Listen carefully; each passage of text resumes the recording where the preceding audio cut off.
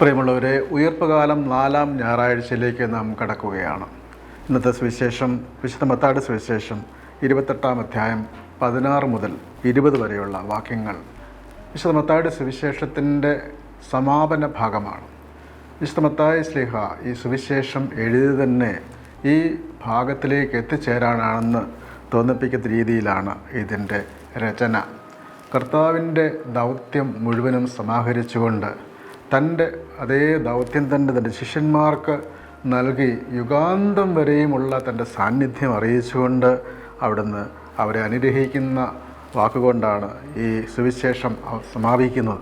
മത്തായിയുടെ സുവിശേഷത്തിൻ്റെ ഈ അവസാന ഭാഗം കർത്താവിൻ്റെ മഹാപ്രേക്ഷിത ദൗത്യം, ഗ്രേറ്റ് കമ്മീഷൻ, തൻ്റെ ശിഷ്യന്മാർക്ക് അവിടുന്ന് പരസ്യജീവിതകാലത്ത് ചില ദൗത്യങ്ങൾ നൽകി അവരെ അയച്ചിരുന്നു. പക്ഷേ ഇപ്പോൾ അന്തിമമായി അവിടെ നൽകുന്ന ആ ദൗത്യമാണ് പ്രേക്ഷിത ദൗത്യം, മിഷൻ ടു ദ വേൾഡ്, ലോകം മുഴുവനും വേണ്ടിയുള്ള ദൗത്യം.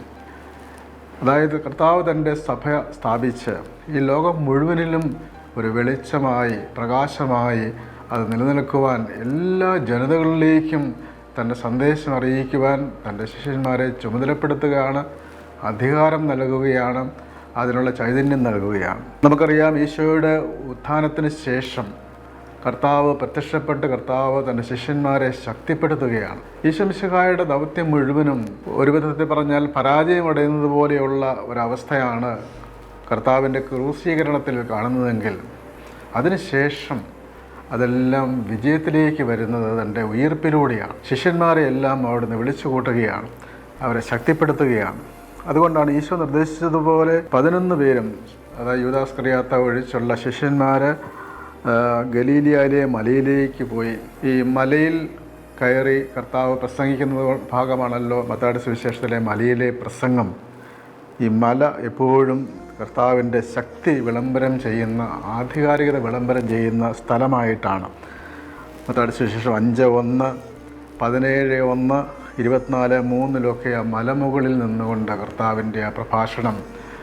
പഴയ നിയമത്തിൽ മോശ ദൈവത്തിൻ്റെ കൽപ്പനകൾ മലമുകളിൽ നിന്ന് സ്വീകരിച്ച് താഴെ കൊണ്ടുവരുന്നത് പോലെ കർത്താവ് പുതിയ മോശയായി തൻ്റെ ദൗത്യം, തൻ്റെ അന്തിമമായ ആ പ്രഭാഷണം, തൻ്റെ ദൗത്യം നൽകുകയാണ്. ആ മലയിൽ അവനെ കണ്ടപ്പോൾ അവർ അവനെ ആരാധിച്ചു. സങ്കേതെന്നാണ് സുറിയാനിയിലും. ഈശോ മിശിഹായെ പൂജരാജാക്കന്മാർ ആരാധിച്ച് കുമ്പിട്ട് വണങ്ങി എന്നാണ് 1:11 കാണുന്നുണ്ട്. അതിൻ്റെ ഒരു പൂർണ്ണതയായിട്ടാണ്. കർത്താവിനെ ആരാധിക്കുന്നതിന് കാരണം എന്താണ്? ഈശോ മിശിഹ ആരാണ് എന്ന് വെളിവാകുകയാണ്. ഈശോ ദൈവമാണ്, ദൈവത്തെ മാത്രമാണ് കുമ്പിടുകയും ആരാധിക്കുകയും ചെയ്യുന്നത്. അപ്പോൾ ഉദ്ധിതനായ ഈശോയുടെ മഹത്വം അവർ ദർശിച്ചു. അതുകൊണ്ട് ആ മഹത്വം കണ്ടുകൊണ്ട് അവിടുന്ന് ആരാധിക്കുകയാണ്. അപ്പോൾ ഈശോ മിശിഹ തൻ്റെ ദൗത്യം ഏൽപ്പിക്കുന്നത് ആദ്യം കർത്താവിനെ ആരാധിക്കുവാനുള്ള ആ ചൈതന്യം നൽകിക്കൊണ്ടാണ്. ആരാധിക്കുന്നവർക്കാണ് കർത്താവ് തൻ്റെ മഹത്വം, കർത്താവ് തൻ്റെ ദൗത്യം പങ്കുവയ്ക്കുന്നത്. ഈശോയുടെ പ്രേക്ഷിത ദൗത്യം ആരംഭിക്കുന്നതന്നെ ദൈവ ആരാധനയിലാണ്, കർത്താവിനെ ആരാധിച്ചുകൊണ്ടാണ്. വെറുതെ തൻ്റെ ദൗത്യം നിർവഹിക്കുവാൻ അവിടുന്ന് ആരെയും അനുവദിക്കുന്നില്ല. എന്നാൽ അതേസമയത്ത് തന്നെ മറ്റു ചിലർ സംശയിച്ചു 17-ാം വാക്യത്തിൽ. കാരണം ഈ സംശയം മാനുഷികമായ ഒന്നാണ്. സന്ദേഹം, ഒരുതരം ഭയം അവരെ ഗ്രസിച്ചിരുന്നു. അപ്പോൾ അങ്ങനെയുള്ള ഭയത്തിനിടയിലും കർത്താവിനെ ആരാധിക്കുന്നവരായി ശിഷ്യന്മാർ മാറുകയാണ്. നമ്മുടെ ജീവിതത്തിലും ഇതുപോലെ തന്നെ പലതരത്തിലുള്ള സന്ദേഹങ്ങൾ, പലതരത്തിലുള്ള അസ്വസ്ഥതകൾ, പലതരത്തിലുള്ള ഇരുളുകൾ, വിശ്വാസത്തിൻ്റെ ഇരുളിമ ഒക്കെ ഉണ്ടാകാറുണ്ട്. അപ്പോഴെല്ലാം കർത്താവിനെ ആരാധിച്ചുകൊണ്ട് ഈ സന്ദേഹങ്ങളെ മറികടക്കുവാൻ സാധിക്കണം. ഈശോ അവരെ സമീപിച്ച് തൻ്റെ ദൗത്യം നൽകുകയാണ്. 18-ാം വാക്യത്തിൽ സ്വർഗത്തിലും ഭൂമിയിലുള്ള എല്ലാ അധികാരവും എനിക്ക് നൽകപ്പെട്ടിരിക്കുന്നു. ഈശോ ആരാണ് എന്ന് വ്യക്തമാക്കുകയാണ്. സ്വർഗത്തിലും ഭൂമിയിലുമുള്ള അധികാരം. ദാനിയേലിൻ്റെ പുസ്തകം 7-ാം അധ്യായത്തിൽ 14-ാം വാക്യത്തിൽ ആധിപത്യവും മഹത്വവും എല്ലാം ഉള്ള ഭൂമിയിലൊരു രാജാവിനെ പോലെയാണ് അവിടെ മനുഷ്യപുത്രനെ കാണുന്നതെങ്കിൽ, ഇവിടെ ഈശോ മിശിഹ സ്വർഗത്തിലും ഭൂമിയിലും അധികാരമുള്ളവനായി കർത്താവിൻ്റെ അധികാരം, കർത്താവിൻ്റെ വ്യക്തിത്വം, കർത്താവിൻ്റെ മഹത്വം ഒക്കെ വ്യക്തമാക്കുന്ന ഒന്നാണിത്. സഭാപിതാവായ മാർ അപ്രയം പറയുന്നത് അവിടുന്ന് നിത്യം രാജാവാണ്, സ്വർഗത്തിലെ നിത്യരാജാവാണ്. സ്വർഗത്തിൽ അവിടത്തേക്ക് ഭരണ കർത്തൃത്വമുണ്ട്, അതുപോലെ തന്നെ ഭൂമിയിലുമുണ്ട്. അങ്ങനെ ആകാശത്തിലും ഭൂമിയിലും ശക്തിയുള്ളവനാണ് കർത്താവ്. അപ്പോൾ ഈശോമിശിഹായ ആരാണ്, ഈശോമിശിഹായെ എങ്ങനെയാണ് മനസ്സിലാക്കേണ്ടതെന്നുള്ളതാണ് കർത്താവിൻ്റെ ആ മഹത്വം.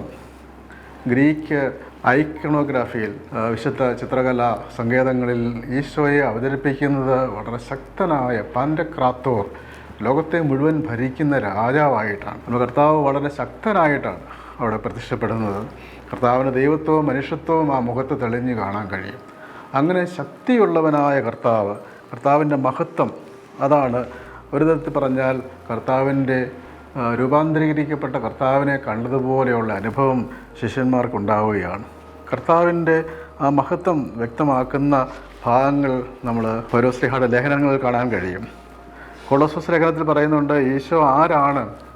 അവൻ അദൃശ്യനായ ദൈവത്തിൻ്റെ പ്രതിരൂപവും എല്ലാ സൃഷ്ടികൾക്കും മുമ്പുള്ള ആദിജാതനുമാണ്. കൊളോസസ് 1:15 നമ്മുടെ വിശ്വാസ പ്രമാണത്തിൽ നാം ചൊല്ലുന്ന കാര്യമാണ്. സ്വർഗ്ഗത്തിലും ഭൂമിയിലുമുള്ള ദൃശ്യവും അദൃശ്യവുമായ എല്ലാ വസ്തുക്കളും അവനിലൂടെ സൃഷ്ടിക്കപ്പെട്ടു. സിംഹാസനങ്ങളോ ആധിപത്യങ്ങളോ ശക്തികളോ അധികാരങ്ങളോ എന്തുമാകട്ടെ, എല്ലാം അവനിലൂടെയും അവന് വേണ്ടിയുമാണ് സൃഷ്ടിക്കപ്പെട്ടത്. യോഹന്നാൻ 1:3 പറയുന്ന കാര്യമാണിത്. അവനാണ് എല്ലാറ്റിനും മുമ്പുള്ളവൻ. അവനിൽ സമസ്തവും സ്ഥിതി ചെയ്യുന്നു. അവൻ സഭയാകുന്ന ശരീരത്തിൻ്റെ ശിരസ്സാണ്.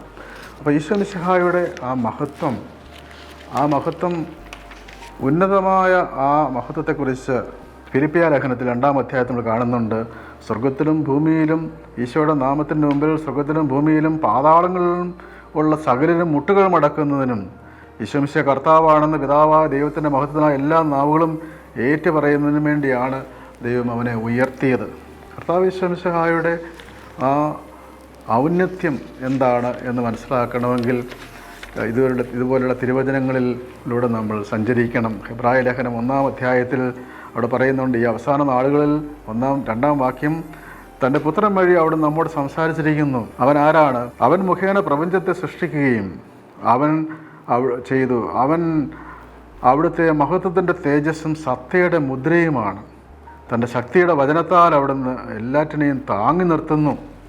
അപ്പോൾ ഈശോമിശിഹായുടെ അപരിമേയമായ ആ മഹത്വം, സ്വർഗത്തിലും ഭൂമിയിലുമുള്ള ആധിപത്യം, കർത്താവിൻ്റെ ആ മഹത്വം അവിടുന്ന് വെളിപ്പെടുത്തി കൊടുക്കുകയാണ്. സ്വർഗത്തിലും ഭൂമിയിലും യഥാർത്ഥത്തിൽ അധികാരമുള്ളവനാണ് ഈശോമിശിഹ. ഈശോമിശിഹായ്ക്ക് അധികാരമില്ലാത്ത ഒന്നും ഈ ഭൂമിയിലില്ല, സ്വർഗത്തിലുമില്ല.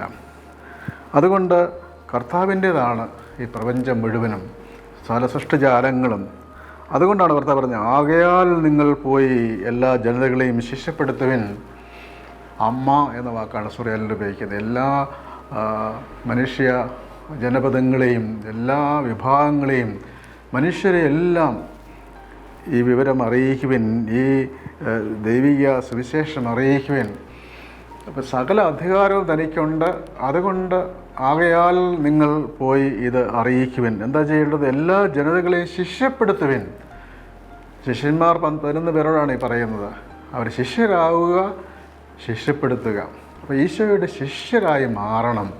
യഥാർത്ഥ ശിഷ്യരായി മാറണമെങ്കിൽ അവിടുത്തെ ആരാധിക്കണം, അവിടുത്തെ മഹത്വം, അവിടുത്തെ അപരിമേയമായ ശക്തി അത് അംഗീകരിക്കണം. കർത്താവിനെ അംഗീകരിച്ച് സ്നേഹിച്ച് കർത്താവിനോട് ചേർന്ന് നിൽക്കുന്നവരാണ് കർത്താവിൻ്റെ ശിഷ്യർ. അപ്പോൾ ആ ശിഷ്യത്വം നമ്മുടെ ജീവിതത്തിൽ സഫലമാകണം. ശിഷ്യന്മാർ അത് സഫലമാക്കി അതുപോലെ ആ ശിഷ്യത്വത്തിൽ നമ്മൾ വളരണം. കർത്താവിൻ്റെ ശിഷ്യരാകുക എന്ന് പറഞ്ഞാൽ ഗുരു പഠിപ്പിച്ചതെല്ലാം അതനുസരിച്ച് പ്രവർത്തിക്കുന്നവരാണ് കർത്താവിൻ്റെ ശിഷ്യർ. ആ ഗുരുവിൻ്റെ പ്രബോധനമനുസരിച്ചാണ് ശിഷ്യൻ തൻ്റെ ജീവിതം ക്രമീകരിക്കേണ്ടത്. അതാണ് കർത്താവിൻ്റെ ആ ശിഷ്യത്വം. അതിനാൽ നിങ്ങൾ സകല ജനതകളെ ശിഷ്യപ്പെടുത്തുകയും. അപ്പോൾ ഈശോയുടെ ഭക്തരാക്കി മാറ്റുക എന്നുള്ളതല്ല ഉപരി ഈശോയുടെ മഹത്വം, ഈശോയുടെ ഔന്നത്യം, ഈശോ നൽകുന്ന വിജ്ഞാനം പകർന്നു കൊടുക്കുക എന്നതിലുപരി കർത്താവിൻ്റെ കൽപ്പനകൾ അനുസരിക്കുന്ന ശിഷ്യരാക്കി മാറ്റുക. അടുത്ത തലം എന്താണ്? ഇങ്ങനെ കർത്താവിനെ മനസ്സിലാക്കി, അതാണ് കെരിഗ്മ എന്ന് പറയുന്നത്. കർത്താവിനെ മനസ്സിലാക്കുവാനുള്ള പ്രാഥമിക ദൈവവചന പ്രഘോഷണമാണ് കെരിഗ്മ. എല്ലാ ജനതകളോടും ദൈവത്തിൻ്റെ വചനം അറിയിക്കുന്ന ആ ഒരു സുവിശേഷ വേലയാണ് കെരിഗ്മ. അപ്പം എല്ലാവരെയും ശിഷ്യപ്പെടുത്തുക. അടുത്ത പടിയാണ് പിതാവിൻ്റെയും പുത്രൻ്റെയും പരിശുദ്ധാത്മാവിൻ്റെയും നാമത്തിൽ അവർക്ക് മാമോദീസ നൽകുക. പുതിയ നിയമത്തിൽ നടപടി പുസ്തകത്തിൽ നമ്മൾ കാണുന്നത് ഈശോ മിശിഹായുടെ നാമത്തിൽ മാമോദിസ മുങ്ങുന്നു. In the name of Christ, in to the name of Christ, ഈശോ മിശിഹായിൽ മാമോദീസ നൽകുന്നു എന്ന അർത്ഥം കൂടി അതിനുണ്ട്. ഇതുപോലെ പിതാവിൻ്റെയും പുത്രൻ്റെയും പരിശുദ്ധാത്മാവിൻ്റെയും നാമത്തിൽ, ആ ശക്തിയിൽ, ആ ഒരു നാമം എന്ന് പറയുന്നത് എപ്പോഴും ഇമ്മനൻസ്, ശക്തിയിലാണ്. അപ്പം ഈ നാമത്തിൽ മാമോദീസ നൽകുവിൻ. അപ്പോൾ ഈ 3 നാമവും ഒന്നു ചേരുന്ന ആ ദൈവീക ശക്തി, കർത്താവിൻ്റെ ദൈവിക സ്വഭാവം, വിശുദ്ധ അപ്രയം പറയുന്ന പിതാവിൻ്റെ നാമത്തിലും പുത്രൻ്റെ നാമത്തിലും പരിശുദ്ധാത്മാവിൻ്റെ നാമത്തിലും മാമോദിസ മുങ്ങുക എന്നല്ല പറയുന്നത്. പിന്നെ പിതാവിൻ്റെയും പുത്രൻ്റെയും പരിശുദ്ധാത്മാവിൻ്റെയും, അതായത് പിതാവും പുത്രനും പരിശുദ്ധാത്മാവുമായുള്ള ഒരു സഹവാസത്തിലേക്ക് വരിക. ശിഷ്യത്വം എന്ന് പറയുന്നത് ഈ മാമോദീസായിലൂടെ ലഭിക്കുന്ന ത്രിത്വിക സഹവാസമാണ്. പരിശുദ്ധ ത്രിത്വത്തോട് സംയോജിപ്പിച്ചുള്ള ജീവിതമാണ് ക്രൈസ്തവ ജീവിതം.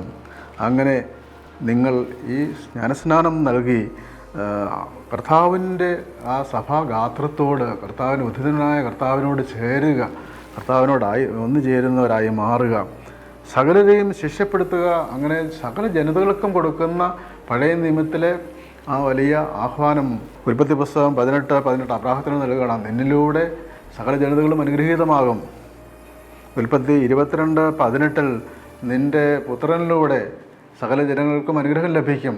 അതെല്ലാം ഈശോ മിശിഹായിലൂടെ പൂർത്തിയാവുകയും സകല ജനങ്ങൾക്കും, ഈശോയുടെ സുവിശേഷം സകല ജനങ്ങൾക്കും അത് കേൾക്കുവാനുള്ള അവകാശമുണ്ട്. അത് പ്രഘോഷിക്കുവാനുള്ള അവകാശവും കടമയും ഓരോ ക്രൈസ്തവനുമുണ്ട്. ഞാൻ സുവിശേഷം പ്രസംഗിച്ചില്ലെങ്കിൽ എനിക്ക് ദുരിതം എന്നാണ് പൗലോസ് ശ്ലീഹ പറയുന്നത്. അപ്പോൾ സുവിശേഷം പ്രസംഗിക്കുക നമ്മുടെ ദൗത്യമാണ്. അത് ജീവിക്കുകയും അത് പങ്കുവയ്ക്കുകയും ചെയ്യുക എന്നുള്ളത്. പല രാജ്യങ്ങളും സുവിശേഷം അറിയിക്കുന്നത്, പ്രസംഗിക്കുന്നത് നിരോധിച്ചിട്ടുണ്ട്. സുവിശേഷം പ്രഘോഷണം അത് അവരുടെ സാംസ്കാരിക തനിമയെ നശിപ്പിക്കുന്ന ഒന്നാണ്. അത് വ്യത്യസ്തമായൊരു സംസ്കാരം അടിച്ചേൽപ്പിക്കുന്ന, അത് മതപരിവർത്തനമാണ് എന്നൊക്കെ പറയുന്നുണ്ട്. പക്ഷേ വാസ്തവത്തിൽ കർത്താവ് പഠിപ്പിക്കുന്നത് തൻ്റെ വചനം നിർഭയം പ്രഘോഷിക്കുക. അങ്ങനെ പ്രഘോഷിച്ചത് സ്വീകരിക്കുന്നവർ കർത്താവിൻ്റെ സഭയിലേക്ക് ആനയിക്കുക. അതൊരു ദൈവികമായ ദൗത്യമാണ്. അതിൽ നിന്ന് പിന്മാറാൻ ആർക്കും അവകാശമല്ല. പ്രത്യേകിച്ച് ഭാരതത്തിൻ്റെ ഭരണഘടനയിൽ ഓരോരുത്തർക്കും തങ്ങളുടെ വിശ്വാസം ആചരിക്കുവാനും അത് പ്രഘോഷിക്കുവാനും ഉള്ള ഉറപ്പ് ഭരണഘടന നൽകിയിട്ടുണ്ട്. അത് നമ്മളുടെ അവകാശമാണ്. മാത്രമല്ല കർത്താവിൻ്റെ കൽപ്പനയാണ്. അത് പ്രഘോഷിച്ചുകൊണ്ടേയിരിക്കണം. ഈശോയുടെ ശിഷ്യരാകുക എന്ന് പറയുമ്പോൾ ഒരിക്കലും ഒരു നഷ്ടമല്ല വരുന്നത്. ഈശോയുടെ ശിഷ്യരാകുക എന്ന് പറയുമ്പോൾ സത്യത്തിൻ്റെയും സ്നേഹത്തിൻ്റെയും ആ മാർഗത്തിലൂടെ ചരിക്കുക എന്നാണ്. കർത്താവ് ഹിംസ ആഹ്വാനം ചെയ്യുന്നില്ല. കർത്താവ് സ്നേഹിക്കുവാനാണ് പഠിപ്പിക്കുന്നത്. കർത്താവിൻ്റെ ആ ശിഷ്യത്വം എപ്പോഴും പാവപ്പെട്ടവരിൽ, വേദനിക്കുന്നവരിൽ കർത്താവിനെ കണ്ടുകൊണ്ട് ശുശ്രൂഷ ചെയ്യുവാനാണ് പഠിപ്പിക്കുന്നത്. അതുകൊണ്ട് ഈശോയുടെ സുവിശേഷം ലോകത്തിന് എപ്പോഴും മാർഗദീപമാണ്. ആ സുവിശേഷത്തിൻ്റെ വെളിച്ചത്തിന് മുമ്പിൽ വാതിൽ കൊട്ടിയടയ്ക്കുമ്പോൾ ഇരുളിലേക്കാണ് മനുഷ്യ സംസ്കാരങ്ങൾ പോകുന്നത്. അതുകൊണ്ട് ആ സുവിശേഷം അറിയിക്കുവാൻ, അത് പങ്കുവയ്ക്കുവാൻ, അത് കേൾക്കുവാൻ അതിനുള്ള അവകാശവും കടമയും തിരുസഭയ്ക്കുണ്ട്, സഭയുടെ പ്രഘോഷകർക്കുണ്ട്. അത് കേൾക്കുവാനുള്ള അവകാശം ജനതകൾക്കുമുണ്ട്. അത് തടഞ്ഞു നിർത്തുവാൻ ആർക്കും അവകാശമില്ല. എന്നിട്ട് കർത്താവ് പറയുകയാണ്, ഞാൻ നിങ്ങളോട് കൽപ്പിച്ചിട്ടുള്ളവയെല്ലാം അനുസരിക്കുവാൻ അവരെ പഠിപ്പിക്കുവൻ. അതായത് മാമോദീസാനന്തര പരിശീലനമാണ്, മിസ്റ്റഗോജി എന്ന് പറയും. അതായത് കർത്താവ് പഠിപ്പിച്ച കാര്യങ്ങൾ അതൊരു തുടർച്ചയാണ്. അതൊരിക്കൽ മാത്രം നിൽക്കുന്നതല്ല, അത് നിരന്തരം പ്രഘോഷിക്കണം. വിശുദ്ധ മത്തായിയുടെ സുവിശേഷത്തിൽ ഈശോയെ വലിയൊരു അധ്യാപകനായിട്ടാണ് കണക്കാക്കുന്നത്. ഈശോ എപ്പോഴും പ്രബോധനങ്ങൾ നൽകുകയും പഠിപ്പിക്കുകയും വലിയ 5 പ്രഭാഷണങ്ങളുണ്ടല്ലോ സുവിശേഷത്തിൽ. അപ്പം കർത്താവ് പഠിപ്പിക്കുന്നവനായിരുന്നു. ഇതുപോലെ ജീവിതത്തിൻ്റെ ആ മാർഗം പഠിപ്പിക്കുന്ന ബെനഡിക്ട് പതിനാറാം മാർപ്പാപ്പ പറയുന്നത് കർത്താവ് ജീവന കല പഠിപ്പിക്കുന്ന ഒരു തത്വചിന്തകനെ പോലെയാണ് കർത്താവ് പ്രവർത്തിച്ചതെന്നാണ്. ജീവിക്കുവാൻ, നിത്യജീവനിൽ പങ്കുചേരുവാനുള്ള ആ കഴിവ് കർത്താവ് നമ്മൾക്ക് നൽകുകയാണ്. അത് പ്രബോധനങ്ങൾ പഠിപ്പിക്കണം. അങ്ങനെ വിശ്വാസ രഹസ്യങ്ങളിൽ കൂടുതൽ ഉറപ്പിക്കപ്പെടണം. അതാണ് പറയുന്നത്, ഞാൻ കൽപ്പിച്ചവയെല്ലാം ആചരിക്കുക. കർത്താവ് നൽകുന്ന ചട്ടങ്ങളും കൽപ്പനകളും അനുസരിക്കുക. അങ്ങനെ കർത്താവുമായുള്ള ഐക്യത്തിലായി തീരുക എന്നുള്ളതാണ്. അവസാനമായി കർത്താവ് പറയുന്ന ഒരു വാക്ക്, യുഗാന്തം വരെയും to the end of the ages, അന്ത്യകാലം വരെയും ഞാൻ നിങ്ങളോടുകൂടി ഉണ്ടായിരിക്കും. അപ്പോൾ ഈശോയുടെ സാന്നിധ്യം അതാണ് സുവിശേഷത്തിൽ എപ്പോഴും എടുത്തു പറയുന്ന ഒരു കാര്യമാണ്. അവൻ്റെ പേര് അമ്മനുവേൽ. 1:23 ദൈവം നമ്മോടുകൂടെ. 18:20 പറയുന്ന 2-3 പേരെ എൻ്റെ നാമത്തിൽ ഒരുമിച്ച് കൂടുമ്പോൾ അവരുടെ മധ്യത്തിൽ അവരുടെ കൂടെ ഞാൻ നിങ്ങളോട് കൂടി ഉണ്ടായിരിക്കും. അപ്പോൾ ഉദ്ധിതനായ ഈശോയുടെ ആ വലിയ സാന്നിധ്യം, പഴയ നിയമത്തിൽ വെളിവാകുന്ന കർത്താവിൻ്റെ കൂടെ നടക്കുന്ന കർത്താവിൻ്റെ സാന്നിധ്യത്തിൻ്റെ പൂർണ്ണതയാണ്. ഇന്നത്തെ 1-ാമത്തെ വായന ജോഷുവയുടെ പുസ്തകം, അവിടെ 1-ാം അധ്യായത്തിൽ 1 മുതൽ 10 വരെയുള്ള വാക്യങ്ങളിൽ പല പ്രാവശ്യം ആവർത്തിക്കുന്നൊരു കാര്യമുണ്ട്. ഞാൻ മോശയോടുകൂടി എന്നതുപോലെ നിന്നോടുകൂടിയും ഉണ്ടായിരിക്കും ജോഷുവയോട് പറയുകയാണ്. 6-ാം വാക്യം, ശക്തനും ധീരനുമാവുക. 7-ാം വാക്യത്തിലും 9-ാം വാക്യത്തിലും പറയുന്നുണ്ട്, ശക്തനും ധീരനുമാവുക. നീ പോകുന്നിടത്തെല്ലാം ഞാൻ കൂടെ ഉണ്ടായിരിക്കും. അപ്പോൾ ദൈവം കൂടെ വസിക്കുവാൻ ആഗ്രഹിക്കുന്നു, കൂടെയുണ്ട്. പക്ഷേ എങ്ങനെയാണ് ദൈവം കൂടെയുണ്ടെന്നുള്ള അനുഭവത്തിലേക്ക് നമ്മൾ വരേണ്ടത്? അത് കർത്താവിൻ്റെ ന്യായപ്രമാണങ്ങൾ നിൻ്റെ അധരങ്ങളിലുണ്ടായിരിക്കണം. അത് എഴുതിയിരിക്കുന്നതെല്ലാം നീ പാലിക്കാൻ ശ്രദ്ധിക്കണം. അതിനെക്കുറിച്ച് രാവും പകലും നീ ധ്യാനിക്കണം. അപ്പോൾ നീ അഭിവൃദ്ധി പ്രാപിക്കുകയും വിജയം വരിക്കുകയും ചെയ്യും. അപ്പോൾ കർത്താവിൻ്റെ ആ വലിയ സാന്നിധ്യം നമ്മുടെ കൂടെയുണ്ട് എന്ന് നമ്മൾ അനുഭവിച്ചറിയുകയും അതിൽ വളരുകയും ചെയ്യുന്നത് കർത്താവിൻ്റെ ദിവ്യ ന്യായപ്രമാണങ്ങൾ, കൽപ്പനകൾ അനുസരിക്കുമ്പോഴാണ്. 2-ാമത്തെ വായനയിലും 2 ദിനവൃത്താന്തം 15-ാം അധ്യായത്തിൽ ദൈവത്തിൻ്റെ ആത്മാവ് ഓദേദിൻ്റെ മകൻ അസിറിയായുടെ മേൽ വന്നു. അവൻ ആസായുടെ അടുക്കൽ ചെന്ന് പറയുന്ന വാക്കുകൾ ഇതാണ്: ആസാ രാജാവേ, യൂദാ ബെഞ്ചമിൻ നിവാസികളെ കേൾക്കുവിൻ. നിങ്ങൾ കർത്താവിനോട് ചേർന്നിരിക്കുന്നിടത്തോളം കാലം അവിടുന്ന് നിങ്ങളോട് കൂടി ഉണ്ടായിരിക്കും. അപ്പോൾ കർത്താവിനോട് ചേർന്നിരിക്കണം. ഞാൻ നിങ്ങളോട് കൂടി ഉണ്ടായിരിക്കും എന്ന് പറയുമ്പോൾ അതിന് അനുകൂലമായി നാം കർത്താവിനോട് കൂടി ആയിരിക്കണം. ദൈവപ്രമാണങ്ങളോട് ചേർന്നിരിക്കണം. സത്യദൈവമോ പഠിപ്പിക്കുവാൻ പുരോഹിതനോ നിയമമോ ഇല്ലാതെ ഇസ്രായേൽ ദീർഘകാലം കഴിഞ്ഞില്ലേ? അപ്പം അതുകൊണ്ട് ദൈവത്തിൻ്റെ പക്കലേക്ക് തിരിയുക, അവിടുത്തെ അന്വേഷിക്കുക, കണ്ടെത്തുക, ദൈവ സാന്നിധ്യം മനസ്സിലാക്കി ജീവിക്കുക. ഞാൻ നിങ്ങളോട് കൂടി ഉണ്ടായിരിക്കും എന്നുള്ള ആ വചനം, അത് ഒരു സത്യമായി നമ്മളെപ്പോഴും കൂടെ കൊണ്ടുനടക്കേണ്ട യാഥാർത്ഥ്യമാണ്. ഈശോ കൂടെയുണ്ട്. ഇന്നത്തെ ലേഖനത്തിൽ 2 കൊരിന്തോസ് 13-ാം അധ്യായത്തിൽ അവിടെ പ്രത്യേകമായി പറയുന്ന ഒരു കാര്യം, ഈശോ മിശിഹ നിങ്ങളിൽ ഉണ്ട് എന്ന് നിങ്ങൾക്ക് ബോധ്യമായിട്ടില്ലേ? 5-ാം വാക്യം, ഇല്ലെങ്കിൽ നിങ്ങൾ തീർച്ചയായും പരീക്ഷയിൽ പരാജയപ്പെട്ടിരിക്കുന്നു. ഈശോ മിശിഹ നിങ്ങളിലുണ്ട്. അപ്പോൾ ഈശോ പറയുന്നത്, ഞാൻ നിങ്ങളുടെ കൂടെയുണ്ട്, മുമ്പിലുണ്ട് എന്നതിലുപരി നിങ്ങളുടെ ഉള്ളിലുണ്ട്. ഈശോ നമ്മുടെ കൂടെയുണ്ട്, നമ്മുടെ ഹൃദയത്തിലുണ്ട്. അപ്പോൾ എല്ലാ സന്ദേഹങ്ങളും, എല്ലാ ഭയങ്ങളും, എല്ലാ തരത്തിലുള്ള ആശങ്കകളും എല്ലാം ദൂരീകരിച്ച് ശക്തിപ്പെടുത്തുന്നതിനായ കർത്താവിൽ ആശ്രയിച്ചുകൊണ്ട് ഈശോയുടെ വചനം ഉൾക്കൊള്ളുകയും അത് പഠിപ്പിക്കുകയും പങ്കുവയ്ക്കുകയും അങ്ങനെ ഈശോയുടെ ആ ജീവൻ്റെ പ്രഘോഷകരായി ശിഷ്യത്വത്തിൻ്റെ അടയാളങ്ങളായി ജീവിക്കുവാൻ സാധിക്കുകയും ചെയ്യുക ദൈവത്തിൻ്റെ വലിയ അനുഗ്രഹമാണ്. ഈ അനുഗ്രഹം പ്രാപിക്കുവാനുള്ള കൃപയ്ക്ക് വേണ്ടി പ്രാർത്ഥിച്ചുകൊണ്ട് ഈ ഞായറാഴ്ച ആചരിക്കാം. ദൈവം നമ്മെ എല്ലാവരെയും അനുഗ്രഹിക്കട്ടെ.